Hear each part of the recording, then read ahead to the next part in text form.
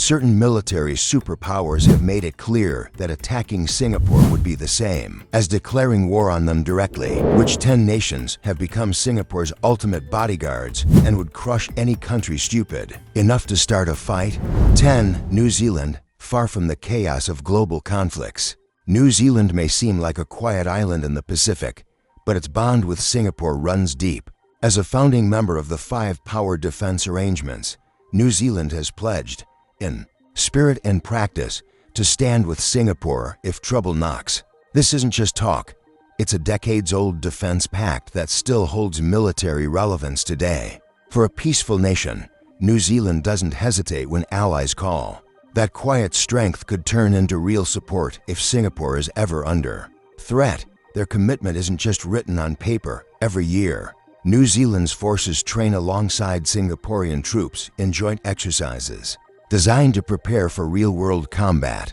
These drills sharpen cooperation and show the world that if Singapore goes to war, New Zealand will not be a bystander. Military jets, ships, and soldiers coordinate in sync, proving the alliance isn't ceremonial, it's strategic and operational. Few people realize how prepared they actually are to act.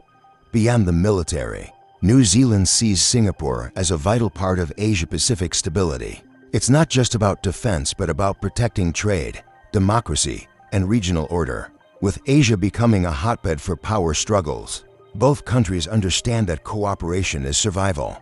So if tensions rise and borders are tested, New Zealand won't hesitate. Its loyalty may surprise many, but it would be both firm and fast. 9. Germany.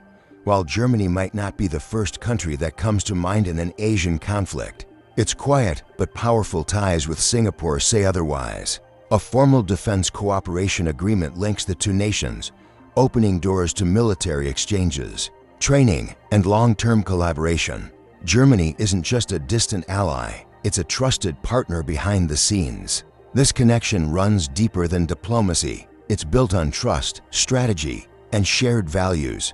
If Singapore ever needs support, Germany won't stay silent. 1 of the most overlooked links is the arms trade. Germany supplies Singapore with cutting-edge military equipment, including its powerful Leopard 2 SG tanks. These machines form a core part of Singapore's armored forces and reflect a level of military trust that only exists between serious partners. This isn't just about selling gear. It's about empowering a friend to stand strong in a crisis. That kind of trust doesn't fade. It activates on a broader scale. Germany sees Singapore as its strongest bridge to Asia. As a European leader and global economic powerhouse, Germany benefits from keeping Singapore safe, open, and free. The two nations cooperate in trade, tech, and security, and Berlin knows instability in Singapore would ripple across Europe.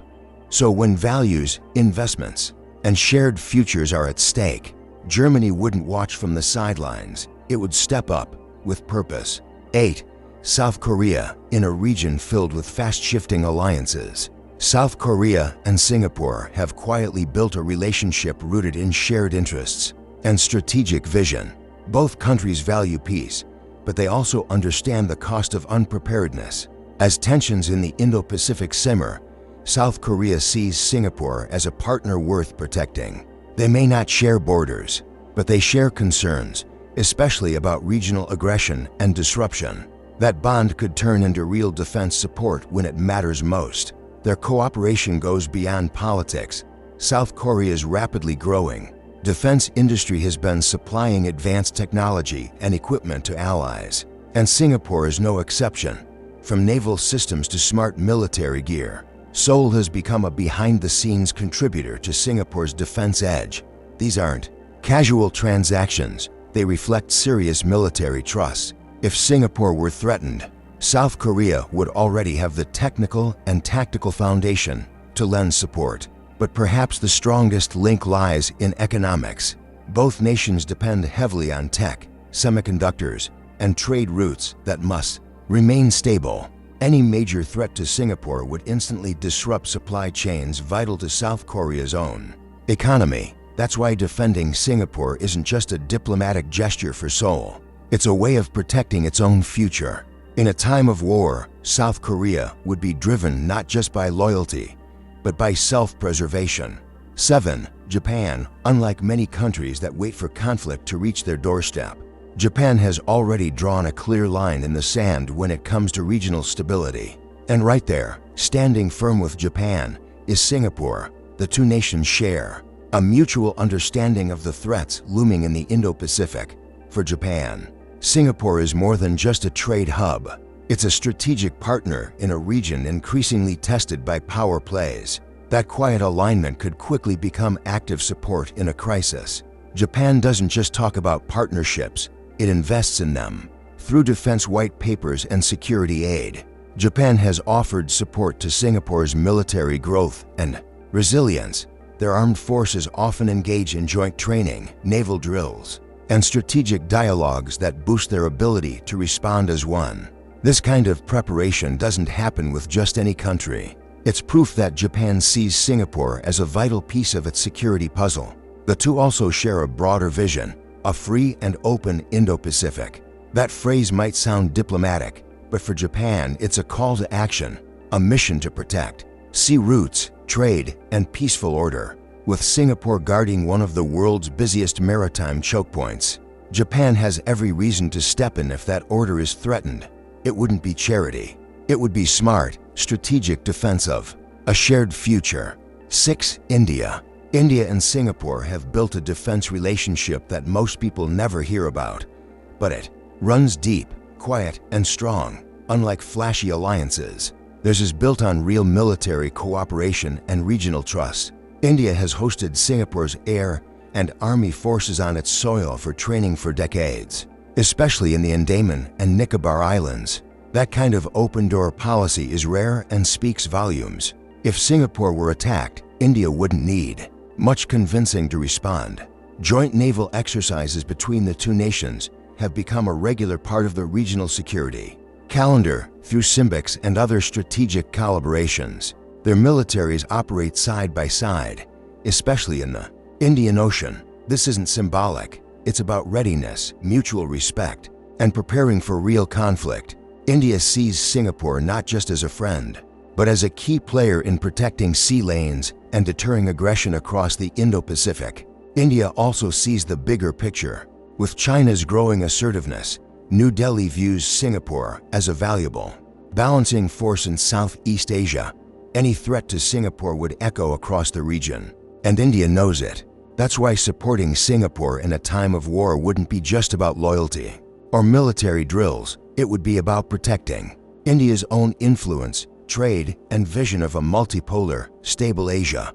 5. Australia. When it comes to defending Singapore, Australia wouldn't just talk. It would take action. Their military relationship isn't symbolic. It's built on shared training grounds, strategic planning, and decades of mutual trust. Under the 5 power defense arrangements, Australia has a standing commitment to come to Singapore's aid if its sovereignty is threatened. That's not a theory, it's a documented, operational reality. And when alliances are tested, Australia tends to show up fast. What makes this bond even stronger is the fact that Singaporean troops actually train on Australian soil. From vast army camps to advanced Air Force drills, Australia has become the backbone of Singapore's large-scale training operations. This kind of cooperation is rare and powerful. It means both militaries are already familiar with each other's tactics, equipment, and command styles. In a war, they wouldn't need to warm up. They'd already be in sync. On the diplomatic front, Australia and Singapore see eye to eye on how the Indo-Pacific should function: open, rules-based, and free from bullying. They both depend on stable trade routes and regional peace to keep their economies thriving. So if Singapore is ever under attack, Australia wouldn't just be protecting a partner. It would be defending the order that keeps the entire region running. For Canberra, defending Singapore is defending the future. For France, France might be half a world away, but its military reach stretches deep into the Indo-Pacific, and Singapore sits right in the center of that strategy. With permanent bases and naval assets in the Indian Ocean and Pacific territories, France is one of the few European powers with real muscle in Asia, and it doesn't keep that power idle. France has already partnered with Singapore in high-level military exercises, building a foundation that could quickly turn into joint defense. Naval cooperation between the two countries is no coincidence. France routinely invites Singapore to major regional drills like La Perouse, where their ships sail side by side, practicing combat maneuvers and coordination. These aren't just training games. They're real tests of interoperability, trust, and shared security goals. France clearly sees Singapore as a strategic ally, not just a friend. That means, in conflict, its military would be ready and capable of stepping in. At the core of this alliance is France's Indo-Pacific strategy, a long-term plan to promote stability, protect global trade routes, and counter authoritarian influence in the region. Singapore is key to that vision. Its control over the Strait of Malacca gives it enormous geopolitical weight, and France knows losing Singapore would create a ripple of chaos. So in a moment of danger, France's defense of Singapore wouldn't just be an act of friendship, it would be a mission to defend global order. 3. United Kingdom. For the United Kingdom, defending Singapore wouldn't be a new chapter. It would be a continuation of a story that began over a century ago. Once a British colony, Singapore remains deeply connected to the UK through military, cultural, and strategic ties. But this isn't about the past. Today, the UK still maintains a defense command post in Singapore and participates actively in the 5 power defense arrangements. When trouble brews, London doesn't need an invitation. It already has boots on the ground. British naval forces routinely operate in and around Singapore's waters, conducting joint drills and intelligence sharing that keep both countries sharp and alert.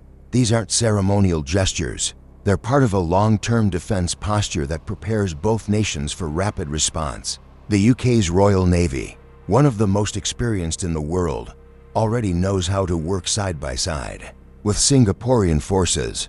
That familiarity could prove vital in a real war strategically. The UK sees Singapore as a cornerstone of its global Britain vision, a renewed focus on projecting influence beyond Europe. Southeast Asia is a region of growing importance, and the UK is committed to defending democratic, stable partners in the region. Singapore, as a trusted ally and gateway to Asia, fits that vision perfectly. If Singapore is threatened, the UK won't watch from afar. It would act out of history, strategy, and shared destiny. 2. United States. When it comes to power projection and global defense, the United States doesn't just rely on treaties. It builds relationships that count. With Singapore, that relationship is one of the strongest in Asia. Even without a formal alliance, the US has rotational access to Singapore's military bases, including Changi Naval Base and Paya Lebar Air Base. That access isn't symbolic, it's strategic. If war ever erupts in the region, American forces are already positioned to respond fast and forcefully. This partnership goes far beyond physical presence. The two nations regularly conduct joint military exercises, intelligence sharing, and high-level defense dialogues. Singapore hosts US Navy ships, Air Force planes, and even logistical support operations. That level of trust is rare, especially in Southeast Asia. It means that in a crisis, communication, coordination, and combat readiness would already be in motion. The infrastructure is built, the trust is tested, the partnership is real.